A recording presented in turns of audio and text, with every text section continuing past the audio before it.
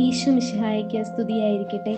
ഉച്ചവെയിലിന്റെ കാഠിന്യത്തിൽ യാക്കോബിന്റെ കിണറോരത്ത് ചരിത്രം വഴിമാറുകയാണ്. ദാഹിച്ചു വലഞ്ഞ ഒരു ദൈവം ദാഹമടക്കാനാകാതെ ഒരു മനുഷ്യ ഹൃദയത്തോട് സംവദിക്കുന്നു. ഇതൊരു വെറും കൂടിക്കാഴ്ചയല്ല, ആത്മീയതയുടെ ആഴങ്ങളിലേക്കുള്ള ഒരു തീർത്ഥാടനമാണ്. ഇതൊരു ദിവ്യമായ കൈമാറ്റമാണ്.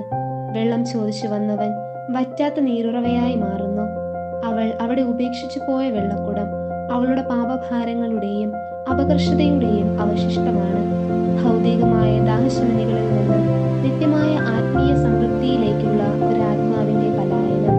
നമ്മുടെ ജീവിതത്തിലും പലപ്പോഴും നാം ശൂന്യമായ വെള്ളക്കുടങ്ങളുമായി അലയുകയാണ്. ലോകം തരുന്ന വെള്ളം വീണ്ടും ദാഹിപ്പിക്കും. എന്നാൽ ക്രിസ്തു നൽകുന്ന ജീവജലം നമ്മുടെ ഉള്ളിൽ തന്നെ ഒരു ഉറവയായി മാറും. ഇരുളടഞ്ഞ നേരങ്ങളെ വെളിച്ചമുള്ള പ്രഭാതങ്ങളാക്കാൻ അവിടുത്തെ സ്നേഹത്തിന് കഴിയും.